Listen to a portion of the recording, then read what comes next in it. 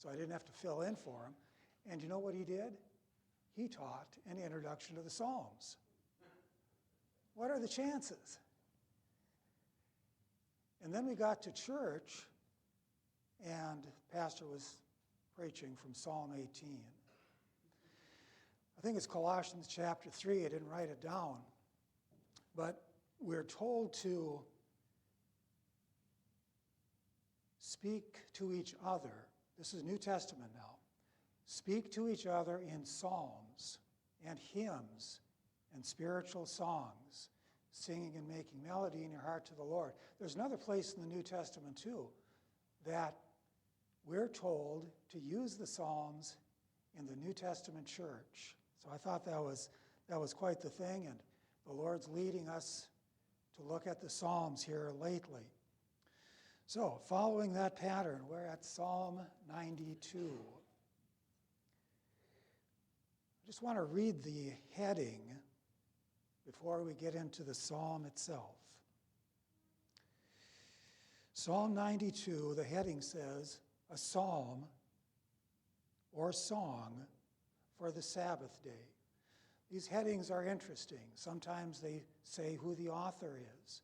Sometimes they're addressed to the chief musician or somebody by name. This has none of that, but it's supposed to be used on the Sabbath day. So let's think for a moment about the Sabbath before we read the psalm, okay? The idea of the Sabbath goes back to creation week. God created everything in 6 days. And then he rested on the seventh day. Now I want to point out, God was not tired. God was finished. Moving on to the Old Testament, the law dispensation, the Israelites temporarily, every week, rested from labor on the seventh day, but then they resumed work. It was a symbol to the Jews. The Sabbath was a symbol to the Jews that Messiah was coming. And when Messiah would come, he would take care of a permanent rest. But until then, getting any rest didn't look good for the Israelites.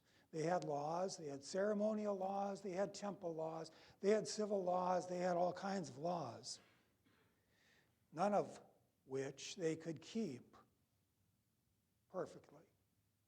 And so they were busy trying to make up for that because they had a constant program of offerings and sin sacrifices that temporarily pushed back the effects of their sin and, in a sense, covered them, but temporarily.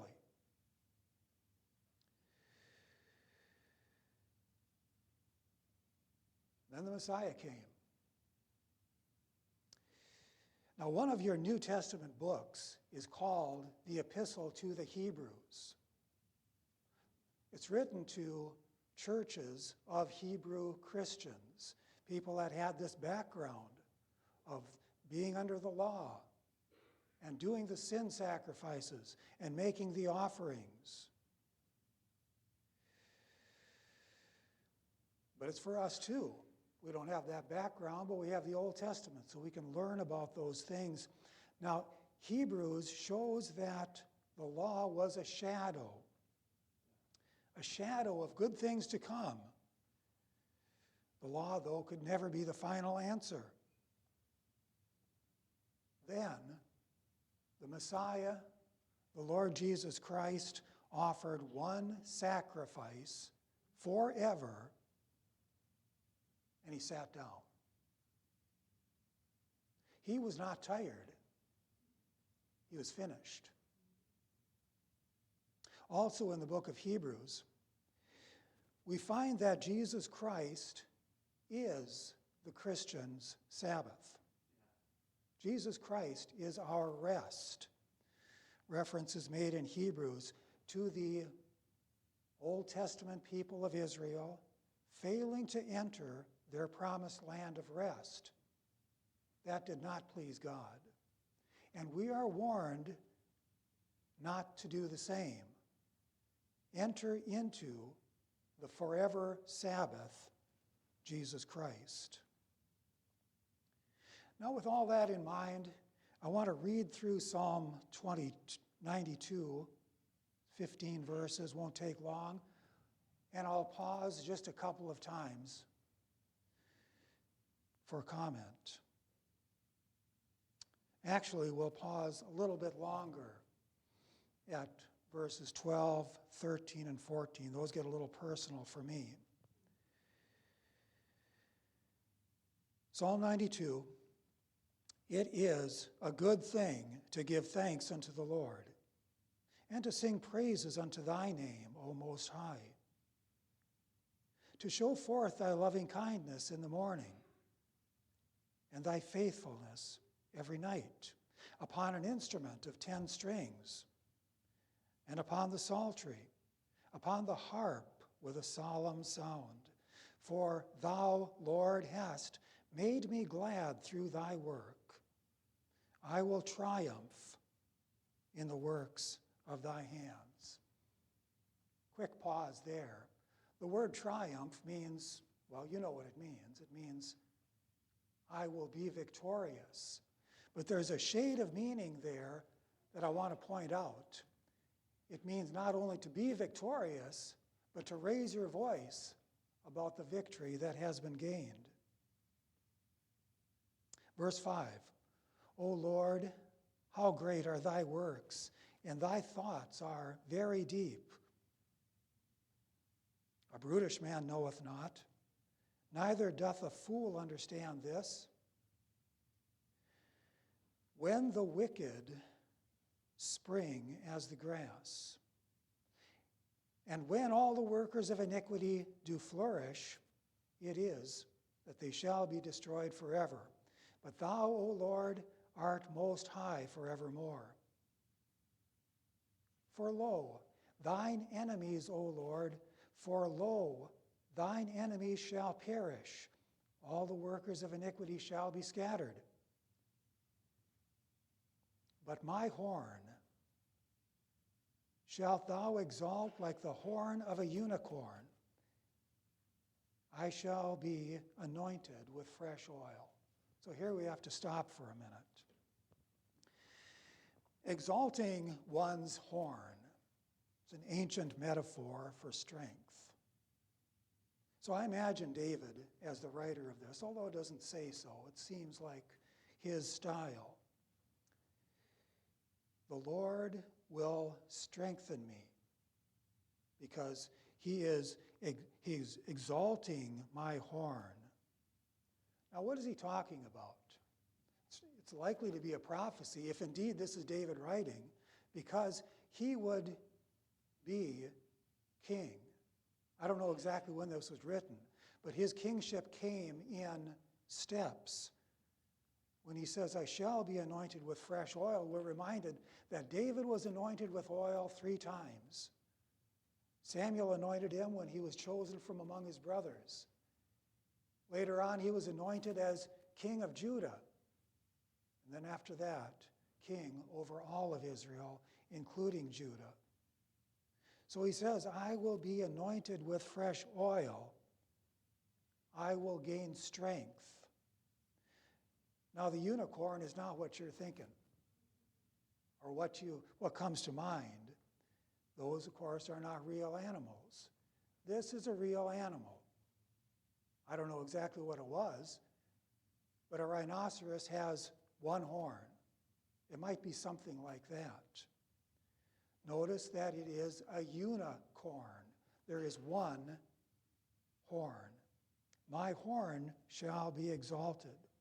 So this could predict the kingdom of David, but I believe it also predicts the kingdom of the Lord Jesus Christ. In the 132nd Psalm, we have these words, I will make the horn of David to bud. I will make the horn of David to bud. So here is a messianic prophecy. Somebody in the line of David, somebody in David's strength, the horn of David, will bud, will spring forth into strength. And as late as Luke chapter 1, this occurs. Now we're in the New Testament. Zacharias says that God hath raised up an horn of salvation for us in the house of his servant David. The horn of David's strength is Jesus Christ. We'll read on. Mine eye also shall see my desire upon mine enemies, and mine ears shall hear my desire of the wicked that rise up against me.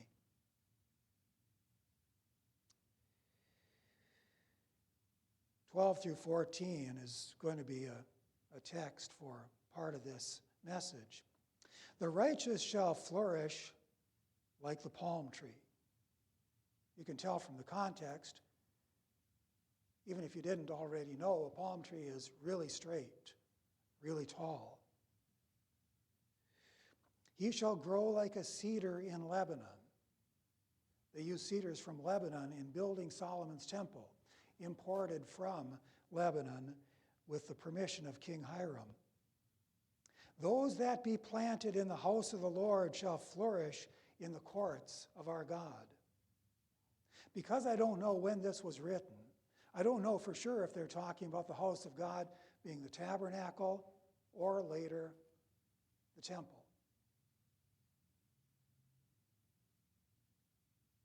But I just know that it also applies to our lives and our age, New Testament churches. Those that be planted in the house of the Lord shall flourish in the courts of our God. They shall still bring forth fruit in old age. They shall be fat and flourishing.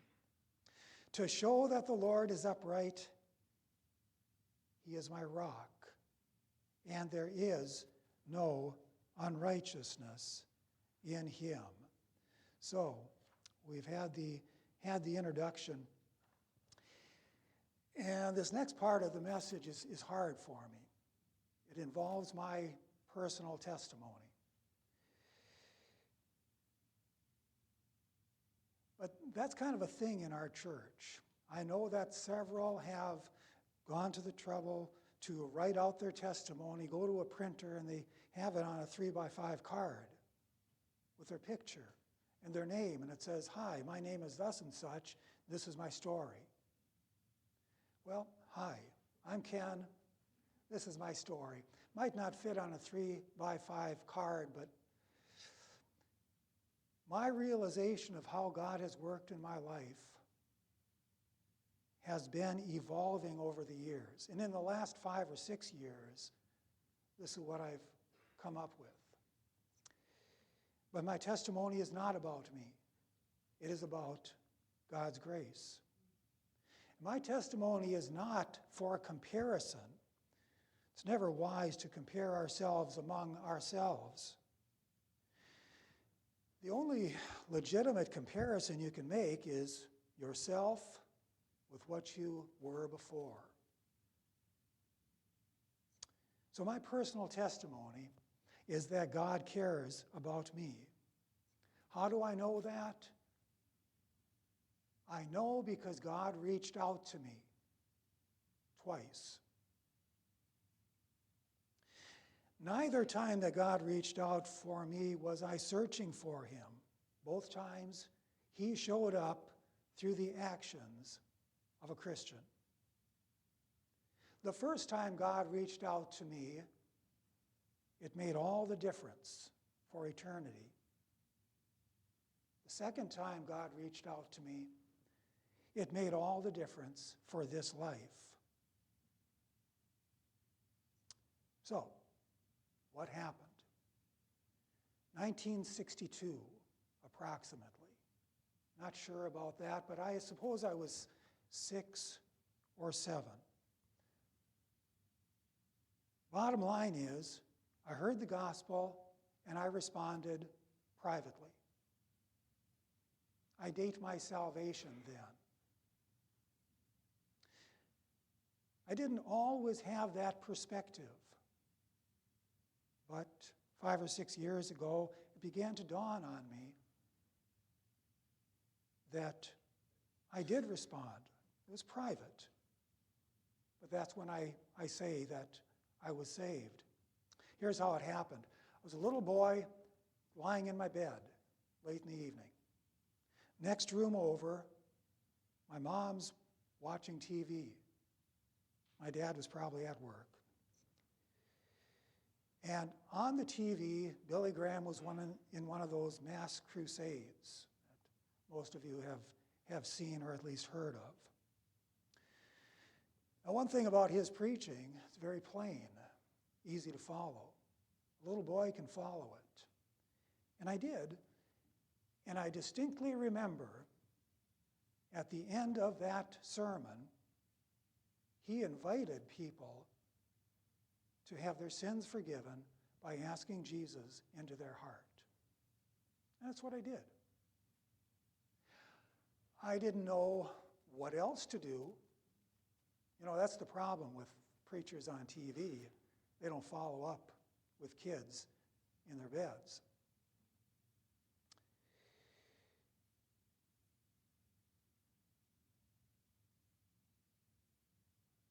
And so I didn't know about baptism. I didn't know to read my Bible.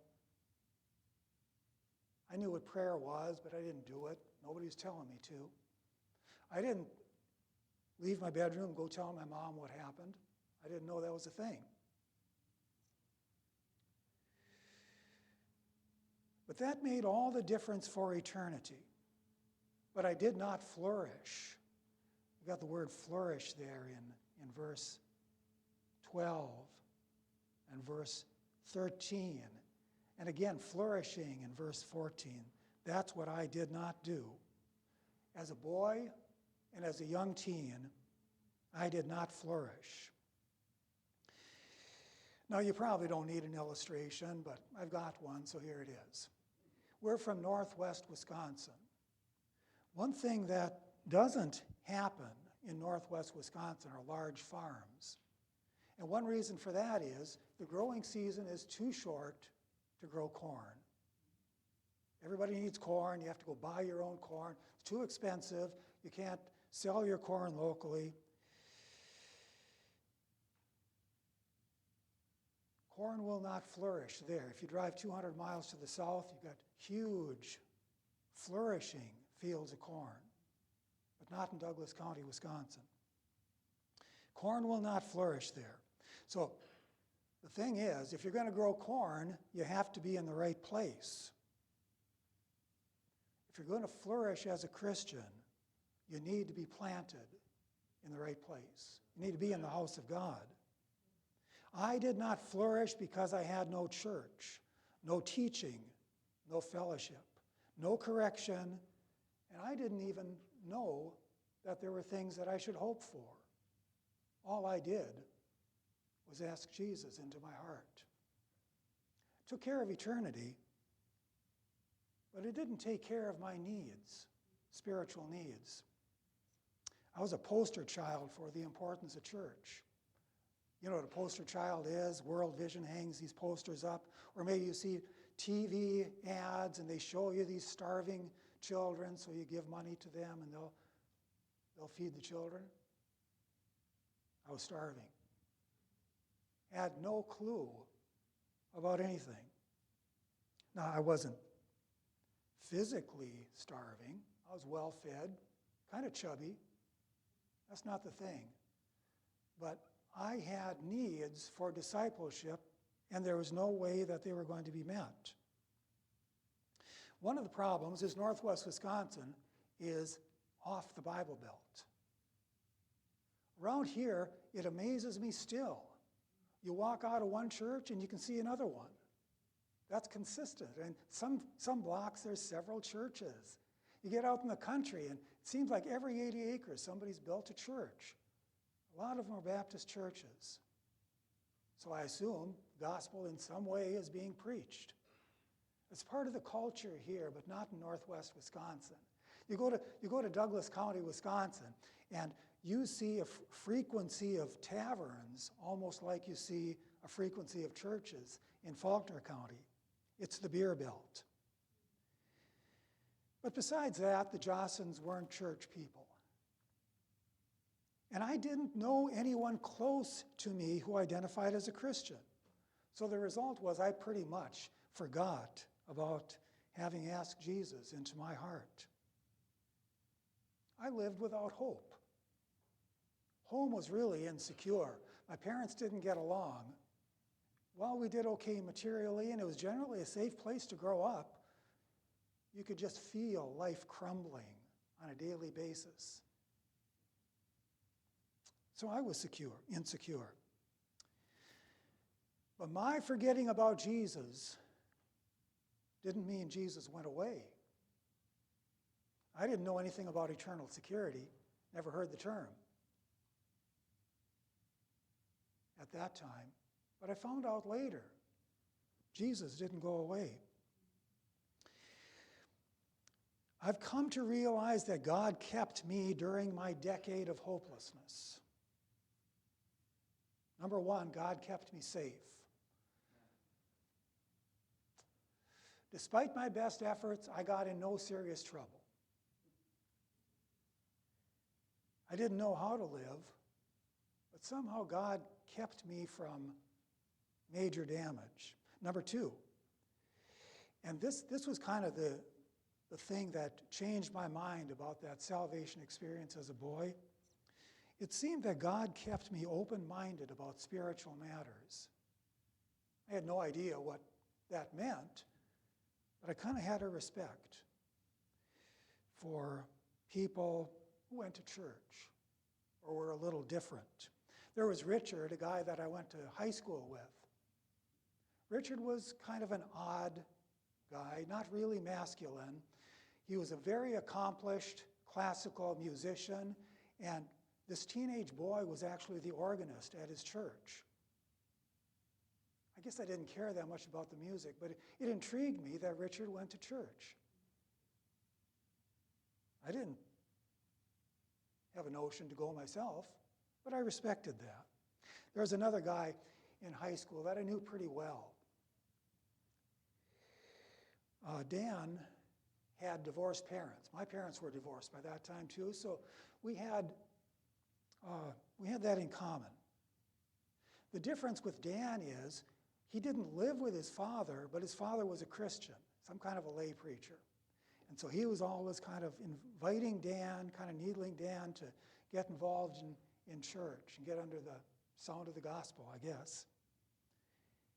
And my friend Dan despised the idea of church. He despised his father for being involved in it.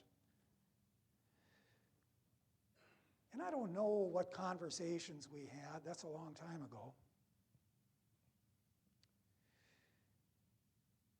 But I think I felt like, Dan, your dad's not a bad guy. Your dad wants a relationship with you. And even if he's religious, why is being hopeless like we are such a good thing? Maybe you ought to give it a try. I don't know if I said that. But I remember thinking something like that. So God kept me open-minded about spiritual matters, getting me ready, taking his time. But number three kind of balances number two. God kept me from false doctrine. You know, when somebody has just a seed of interest in spiritual matters and absolutely no idea what the Bible teaches, they are open. I was open for false doctrine. Open season for somebody from a cult to grab me. I probably would have gone with them.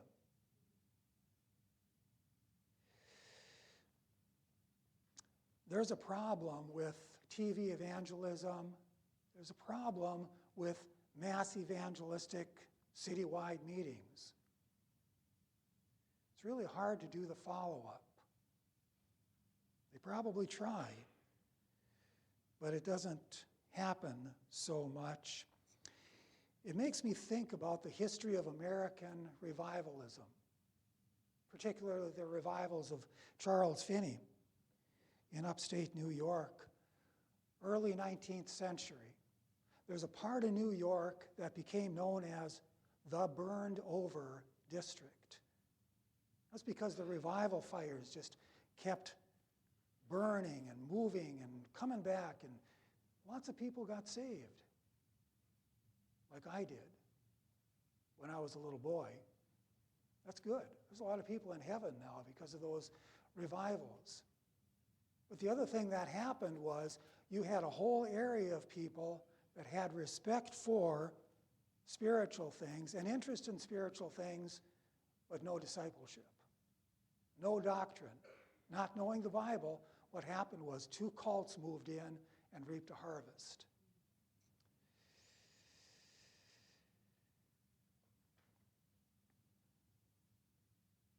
So I had no church, but then that changed. I retired, 3 years ago.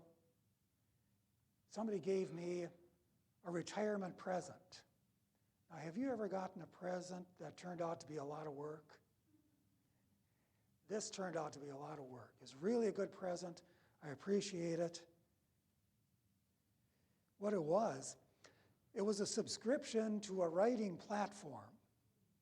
So every week I get an email, and it'd have a question, something about my life. This is generally sent to old duffers. Ask me something about my life. And then I had to write at least a couple paragraphs, sometimes a longer essay, answering that question. 52 weeks, every week, I did one of these essays. Somewhere along that process, I don't remember just what the question was now, but it led me to write about the second time that God reached out to me. So I was typing along on the computer, and I'm not a real good typist, so I have to stop every couple paragraphs, look at the screen, read it over, make sure I didn't say something really dumb. And I looked up, and the last 3 words of the last paragraph caught my eye. If you ever have a hard time thinking clearly about something, start writing about it. It focuses. You'll find out you think things that you didn't even know you thought. And at the end of this paragraph, I saw 3 words, hardly knew I had typed them, but I looked at it, and my mouth dropped open, and I said, yeah, that's what happened. The words were, I found hope. You know, the society likes to think of Christians as people of faith, and that's true. But more foundationally than people of faith, we're people of hope. God's given us hope. And so, while we don't have those things yet, we don't have heaven yet, we don't have the millennial kingdom yet, we don't have a new body yet, we hope for them, and that helps us to live by faith. Foundationally, we're people of hope. And there was a time that I found hope. So now I am 16. It's the spring of 1972. I was standing in the driveway of the house where I lived with my mother. My head and hands, arms and shoulders were under the hood of my car. I was busy pretending to know what I was doing. A car pulled up behind me, and I looked, and I was surprised to see Roger. Roger was a friend that I had not seen much of for several years. Roger's a few years older than I am, but we had been close when we were young boys. The thing is, Roger had gotten saved recently, and he took the trouble to find me.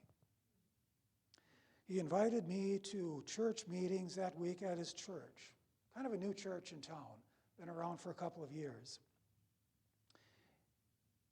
And I agreed to go. Now, going to church was the last thing that had been on my mind forever. I wasn't thinking about turning over a new leaf, going to church, anything like that. But even though I wasn't thinking about it, I was ready. And I just said yes. So I went to Twin Ports Baptist Church that evening. Now, this is Northwest Wisconsin. Baptist churches are really rare. I'd never been in a Baptist church before. But I'm telling you, it was like I was home. Immediately, I was home. I was ready. Somehow, God kept me ready over the years to receive the teachings of the Bible. And it was really encouraging that there were others there at the church that had the same readiness of mind. The late Pastor Rick Scarberry was a hopeful man. Just the kind of a pastor that a hopeless young man needed. I spent a lot of time with him and gradually learned something of living in hope and by faith. Bottom line, my personal testimony is, I found hope, and I found it at church, planted in the house of the Lord. Now, a word of admonition. Nothing personal. What I'm going to say agrees with the scriptures, so don't think I'm picking on you. But I think you need church. I think you need lots of it. Church is the program that God uses to teach, discipline, correct, to bring to maturity those who have been saved. I didn't have it for a long time, but now I've had it for much longer. And I've never gotten over being thankful for it. Now, churches have problems. Things go wrong. What if you perceive a lacking of some sort in your church?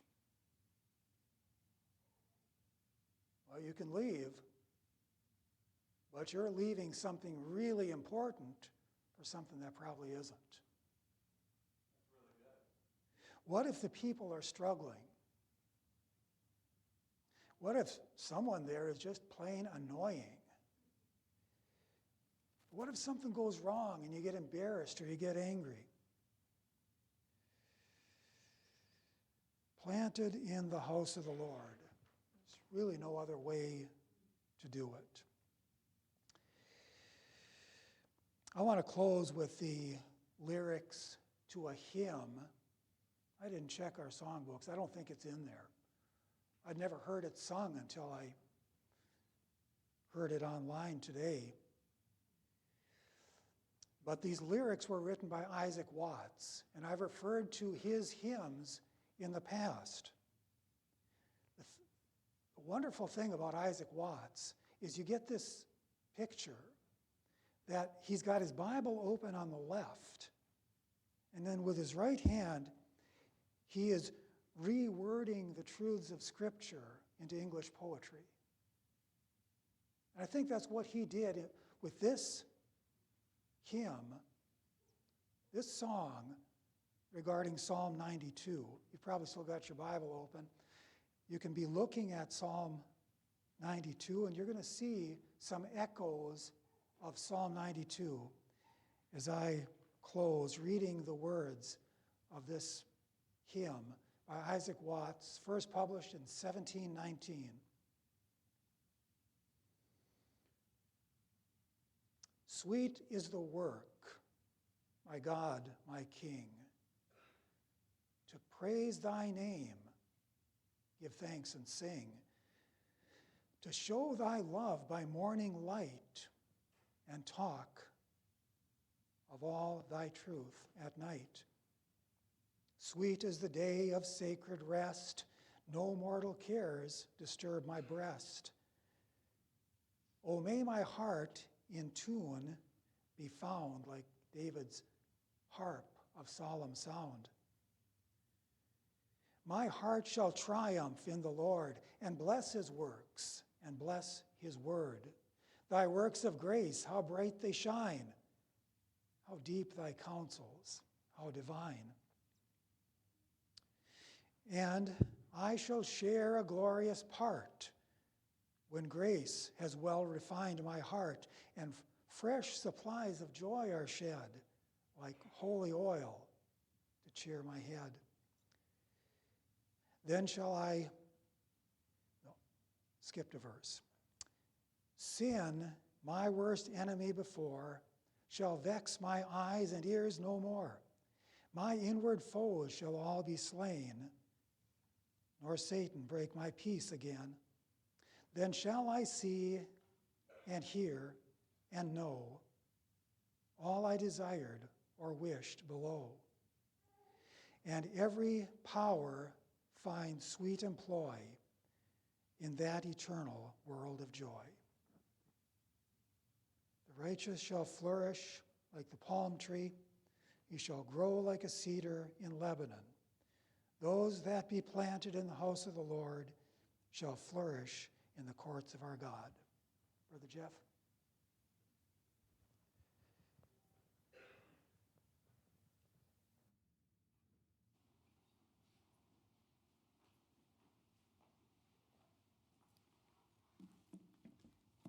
He said something just a second ago